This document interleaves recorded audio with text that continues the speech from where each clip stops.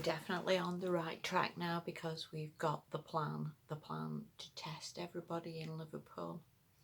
So this is obviously going to work really well, that you'll be able to get up in the morning, go for your test, then you'll be able to catch the train or the bus or go to work, then you'll be able to pick the kids up from school, then you'll be able to go to the spa shop on the way home or to Asda. Then in the morning when the test come back as negative, you're all good, you haven't got it. Seriously. And it just doesn't work. Why do they not see that this is the most stupidity that they come out with every day? Is like a new level of stupidity that, even children would be struggling to see any sense in this.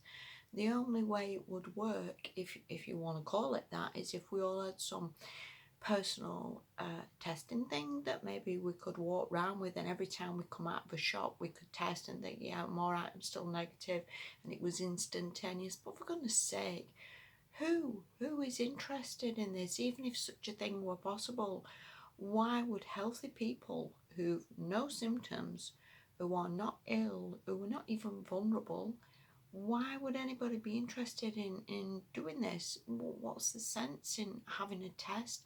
It's like going to the doctors when you're perfectly fine.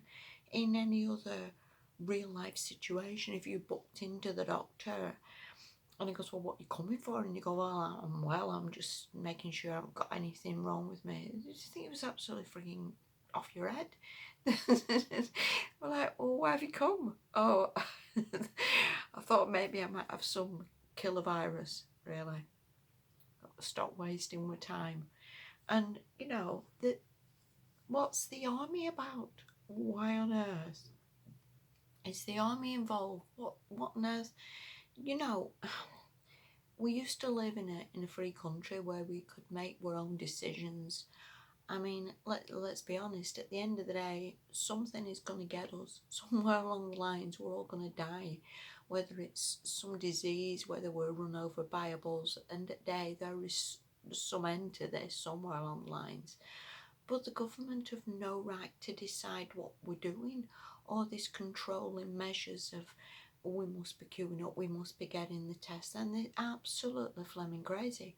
All it's doing is just adding more and more fear to people, more and more scared, more people believing the narrative, more people thinking that there's possibly this is the way forward and this is going to help once we know people have got it or not got it. Well, that's absolute garbage.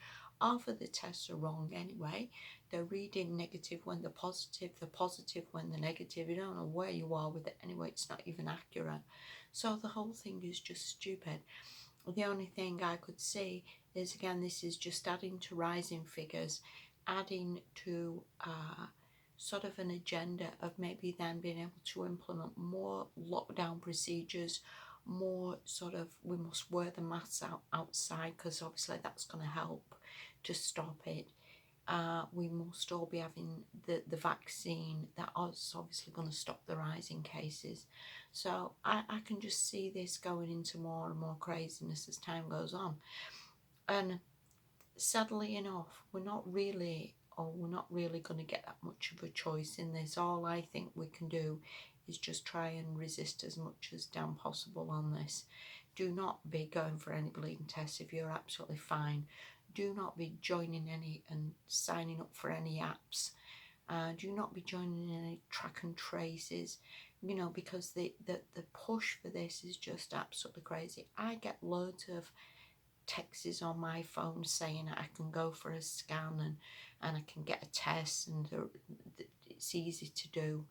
And you just think, it's just a push. It's just absolutely stupid. There's nothing wrong with me. I'm not ill. And even if I was, I would just take to my bed. If I honestly would, I'd just take to my bed and think, well, I'm ill, let's just get myself right, let's get a hot water bottle, let's, get some paracetamol down me. And that's what I would do until I felt well.